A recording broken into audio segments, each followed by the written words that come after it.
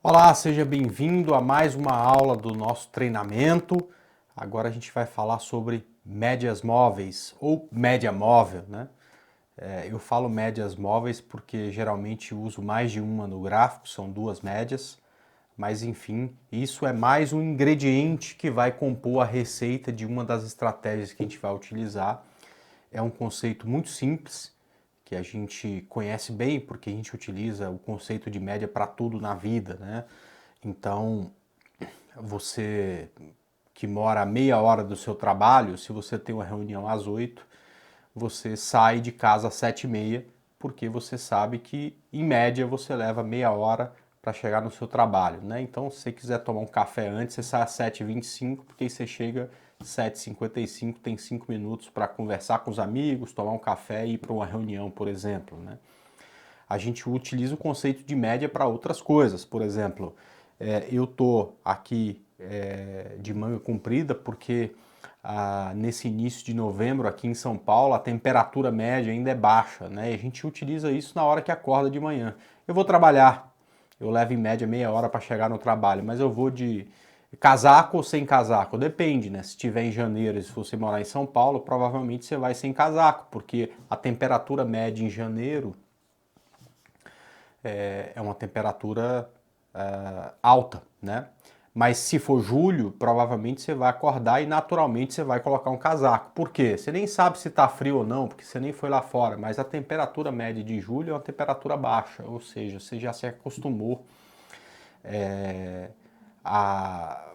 com isso e você utiliza esse conceito para saber que roupa usar, que horário sair, para tudo na vida a gente utiliza isso, né? Vez ou outra, né, a coisa foge das médias, né? Ou da média, né? Pode ser que em julho faça um dia quente, você saia de casaco e tenha que tirar ele no meio do caminho porque fez calor, né? É quando você tem uma distorção da média, né? Mas você nunca aposta nela, né? No dia seguinte, provavelmente você vai de casaco de novo. Você tem uma reunião às 8, sai às 7h25 de casa, mas aí tem um congestionamento no meio do caminho por conta de um acidente, por conta de um farol queimado, uma árvore caiu na rua, você pode levar ao invés de meia hora, 45 minutos. Você chega atrasado na reunião, pede desculpa e no dia seguinte você não vai contar com isso. Essa é a distorção da média. Pode ser que aconteça algumas vezes também com preço, né? Mas no dia seguinte você vai sair 7h30 da manhã se você tiver uma reunião às 8, porque em média você leva 30 minutos para chegar no seu trabalho. O que eu estou querendo dizer é que o preço também segue uma média e às vezes acontece uma distorção. Então você tem lá o preço médio, de repente o preço estica para cima ou estica para baixo, mas geralmente volta até as médias depois de algum tempo, tá? Então, a gente utiliza muito esse conceito na análise técnica e dá para a gente um termômetro muito legal de se o preço está na média, se está abaixo, se está acima, e a gente utiliza isso numa das nossas estratégias, perfeito? Deixa eu mudar aqui para o PowerPoint para ficar mais fácil de vocês entenderem, para a gente falar um pouco de conceito. Tem mais de um tipo de média móvel. Aliás, tem uns 20 tipos de médias móveis diferentes. Eu vou usar só duas, mostrar para vocês só duas, tá? Enfim, a média móvel é uma técnica utilizada para analisar dados em um intervalo de tempo, como eu já falei, e na análise técnica ela fornece o valor médio da cotação dentro de um determinado período. Tá? Ou seja, eu gosto de utilizar, por exemplo, uma média de 17 períodos. Então eu leio o preço médio que aconteceu nos últimos 17 candles. Né? A gente pode fazer isso através de uma média aritmética, que é algo que a gente conhece muito bem, porque a gente utilizava isso na escola, né? Na minha época, pelo menos, não sei se mudou hoje em dia, a gente tinha 4 bimestres, né? A minha média era 6. Então, se eu tirasse 6 no primeiro bimestre, 7 no segundo, 5 no terceiro e 6 no quarto, né? E dividisse isso por 4, né, porque eram 4 bimestres, eu teria uma média final igual a 6. Uma média igual a 6, eu passei de ano, estou livre, vou jogar futebol no final do ano. Se a minha média fosse abaixo de 6, eu ficava de recuperação e tinha que estudar no final do ano. Era mais ou menos assim, né? Tenho certeza que vocês aí que são os alunos e estão aprendendo sobre o mercado, vocês tiravam aqui 9, 9,5, 10, 8,5 e ficar com média 9, né? Mas pode ser que eu e mais alguns aí tivessem uma média, principalmente em química, né? História, geografia, um pouco mais baixa do que isso. Mas enfim, esse conceito a gente entende e utiliza isso desde que entrou na escola, então é fácil de perceber. No nosso dia a dia, na análise técnica, né, eu utilizo uma média de 17 períodos. Né? Então, eu pego o preço de fechamento de hoje, no caso de um gráfico diário, o preço de fechamento de ontem, de antes de ontem, e vou voltando 17 períodos. Então, eu pego os últimos 17 preços de fechamento e divido por 17, de tal forma que eu tenho um preço médio para hoje, tinha um preço médio para ontem, e aí naturalmente vai sendo traçado no gráfico uma linha, tá? Então, essa linha aqui, por exemplo, né, é uma linha que mostra o preço médio de fechamento dos últimos 17 períodos de vale. No caso, está um gráfico diário. Se eu mudar para um gráfico semanal, vai mostrar a mesma linha roxa, o preço de fechamento das últimas 17 semanas de vale. Então, aqui é o último preço, ou seja, o preço médio de fechamento das últimas 17 semanas de vale está aqui no valor próximo entre R$ 44,50 e R$ 45, tá certo? Essa média aqui é uma média de 72 períodos, tá? Eu gosto, como eu falei, no gráfico diário pelo menos, de utilizar duas médias no gráfico. Ele mostra o preço médio de fechamento dos últimos 72 períodos. É como se eu pegasse o preço de fechamento dessa semana e voltasse 72 períodos, tá? Multiplicava, somava todos esses fechamentos, dividia por 72 e achava o preço médio desses últimos 72 períodos, tá? Ou seja, média aritmética é bem simples, é o que a gente utilizava para saber a nota do final do ano e saber se a gente podia jogar bola no final do ano ou não, né? Ou se ia ter que estudar. Bom, depois a gente tem a média exponencial, é a que eu uso, tá? Ela é um pouco diferente da aritmética, porque na fórmula dela tem um fator K que dá mais valor para os últimos períodos. Ou seja, voltando lá para aquele gráfico que a gente estava olhando. Se eu utilizo uma média exponencial, o preço de fechamento desse candle é mais importante que desse e vai voltando. Ou seja, o que está lá atrás é menos importante do que aconteceu essa semana, já que esse aqui é um gráfico, como tem um S aqui, um semanal. Vamos passar para um gráfico diário, tá? O preço de fechamento de vale dessa semana, né, o preço médio, né, foi aqui nesse ponto. Então eu somo esse, só que através de um fator K, esse tem mais relevância do que os anteriores. Enfim, é melhor, né? Como se fosse um ajuste fino. Essa média exponencial está sempre mais perto do preço, né? Eu sempre faço uma comparação com os rádios de antigamente. Eu me lembro de muito pequeno ir para a fazenda. Meu pai tinha uma fazenda lá no Tocantins e tinha uma rádio só que pegava, né? Então eu lembro que no botão do rádio você tinha um botão que você sintonizava mais ou menos a emissora e depois você tinha um ajuste fino e que ali você conseguia deixar a voz bem nítida, mais clara, enfim, eu me lembro indo para a fazenda e sintonizando, usando esse ajuste fino para escutar alguma coisa no rádio, né? E é como se fosse a média exponencial. Neste caso, você tem um ajuste fino, dá mais valor para os últimos períodos, a média fica perto do preço, então eu gosto de utilizar essas médias exponenciais. Não que isso vá fazer alguém ganhar mais ou perder mais ao longo do tempo, mas me dá uma sintonia mais fina para saber como é que está o preço em relação às médias. Se está muito afastado, eu não quero nada com preço.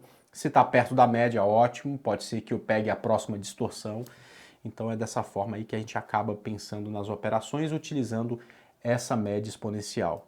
Ai, André, eu preciso guardar qual é a fórmula da média móvel? Não, não precisa não, né? Isso é traçado automaticamente, felizmente, nesses softwares de análise técnica novos, né?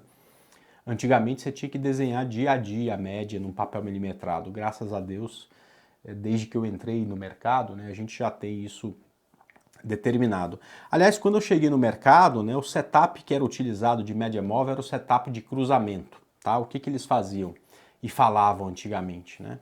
Olha só, você coloca duas médias no gráfico. Geralmente, essa média vermelha era uma média de 9 períodos aritmética, tá? E essa média preta era a média longa, que eles falavam, geralmente uma média de 21 períodos, perdoe. Deixa eu começar de novo. Essa média vermelha era uma média exponencial de 9 períodos e essa média preta uma média aritmética de 21 períodos. E muita gente tradeava o cruzamento dessas médias. Então cruzou para cima você comprava, cruzou para baixo você vendia descoberto para tentar ganhar com a queda. Né? Isso quando o mercado está em tendência é uma delícia, né? Porque aí a média cruza para cima, você compra, vai-se embora, cruza para baixo, você vende, vai-se embora, você fica muito feliz. O problema, né, pessoal, e lembrando lá de Charles Dow, é que não existem só duas tendências, você tem uma terceira que é a tendência neutra, né? E o que acontecia? Você ganhava dinheiro com preço em tendência, mas aí quando vinha o mercado lateral, a consolidação, era uma chuva de compra e vende, uma chuva de stop, sem deixar a gente ficar minimamente feliz, né? Pelo contrário, geralmente durante as consolidações, quando eu comecei utilizando essa estratégia de cruzamento de médias, né, eu devolvi em pouco tempo o que eu demorava muito tempo para ganhar, tá? Então vinha a tendência, eu ganhava bem, aí quando entrava a consolidação, eu ficava comprando e vendendo que nem um maluco e o preço não ia para nenhum lugar. Provavelmente, se você estudou alguma coisa de análise técnica antes de chegar até esse curso, você já ouviu falar sobre essa estratégia. E cara, pode até ser que dê certo para alguém, mas eu nunca consegui encontrar alguém nesses últimos 15 anos que ganhou com consistência no longo prazo utilizando esse setup. Então, a gente não vai utilizar cruzamento de médias móveis para fazer as nossas operações. A gente vai observar as médias de 17, 72 períodos para saber quão distorcido o preço está dessas médias e quando não está, ou seja, quando o preço está perto de uma dessas duas médias móveis, a gente se preparar para a próxima operação, tá? Então, como utilizarei esses conceitos? Bem simples, tá? Naturalmente, né, você tem em julho um dia que está frio, está quente, né, aqui em São Paulo. É a distorção da média. Então, eventualmente o preço se afasta das médias. E quando volta até as médias, como nesse caso, é onde a gente se prepara para fazer a próxima operação para tentar pegar a próxima distorção. Então, o que acontece geralmente é que o preço se afasta das médias e de repente volta à normalidade, encosta nelas de novo. Pode ser na roxa, pode ser entre as duas, pode ser na laranja, né? Nessa região, às vezes até um pouco abaixo da laranja, um pouco acima da roxa, mas sempre numa região. E aí o preço estica, vai-se embora, até que de novo encosta nas médias, dando outra oportunidade da gente pensar numa operação de compra. Então, se o preço está acima das médias, estica e volta até elas, aqui a gente pensa numa operação de compra. Se afasta, volta até elas, aqui a gente pensa numa operação de compra, tá?